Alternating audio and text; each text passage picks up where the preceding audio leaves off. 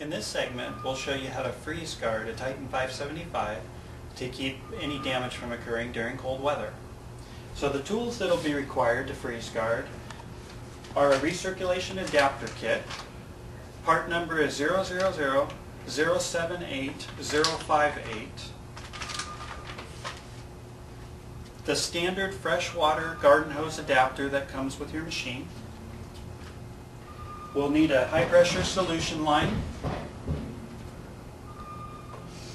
a short segment of hose that will fit the barb on the end of your water box drain, the appropriate safety equipment, which in this case will be chemical resistant gloves, safety glasses, and ear protection. Some type of accessory that you can use to flush the system with. In this case, we're going to use a high pressure wand. And you'll need a couple of containers that you can capture the solution in. For materials, we're going to need 2 gallons of phosphate-free universal type antifreeze in a 50-50 mix. So you can take 1 gallon, divide it into 2 containers, and fill the rest of it with water, each one of them with water, to achieve the 50-50 mix. And we'll also need the blower spray lube, which HydroMaster recommends. It's an LPS product called TKX. You can buy that through your distributor. The HydroMaster part number is 000087006. Again, this is the only lubricant that we recommend for use internal to the blower. So let's get started. The first thing we'll do is put on our safety equipment.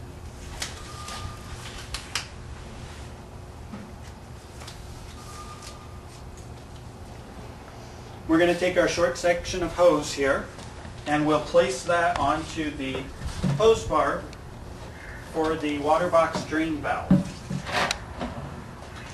In order to freeze guard your machine, you need to drain the water box completely. And I should say also that you'll want to disconnect the incoming water line before you begin this procedure.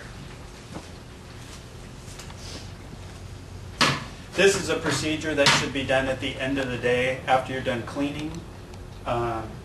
Again, if there's any fear of cold weather, it'll protect your heat exchangers from freezing, which can be very costly.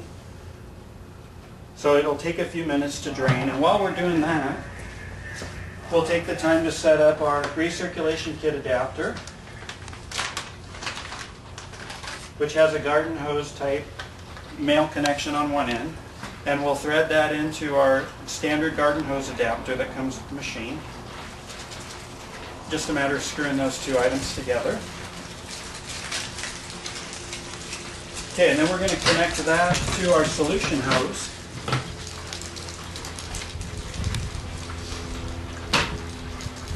Which will then connect to our incoming water port on the front of the machine.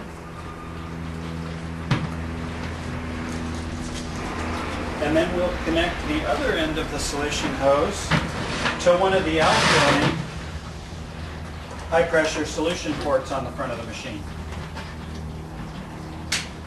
That way when we pour the antifreeze into the water box, it will cause it to flow out of the machine through this hose and back into the other side of the machine. Once we do that, we're going to allow that antifreeze solution with the pump in the no heat position to circulate throughout the machine for 2 to 3 minutes. This will ensure that that antifreeze solution gets distributed throughout the entire solution path of the machine. When we're done with that 2 to 3 minutes time of circulating, we'll stop the machine pump, not the machine itself, but the pump. Then we're going to use the vacuum system to purge the chemical side of the system by removing it from the soap jug container, which actually we could do that now.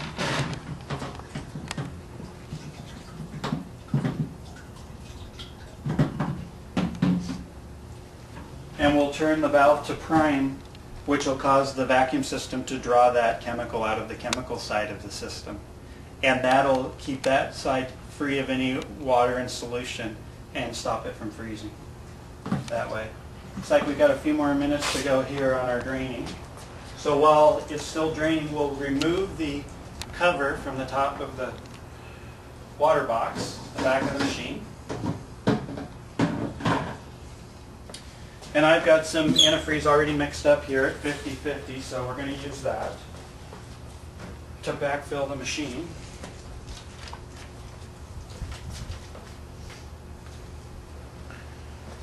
Okay.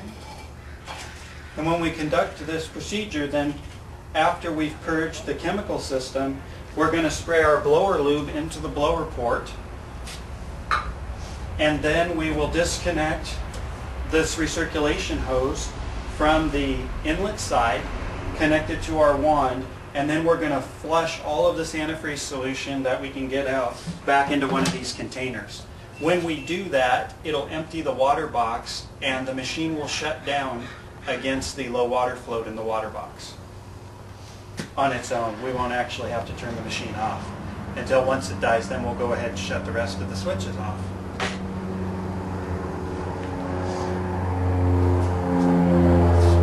This procedure should typically take about 15 minutes.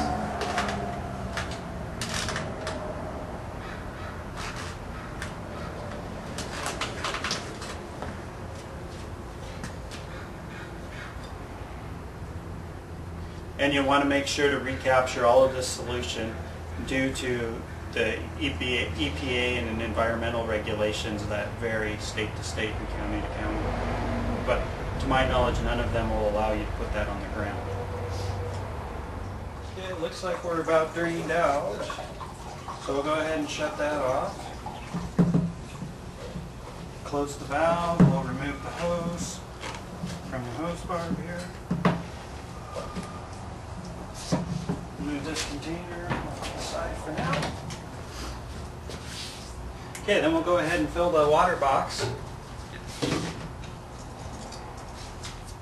with our antifreeze that we've got mixed up here already.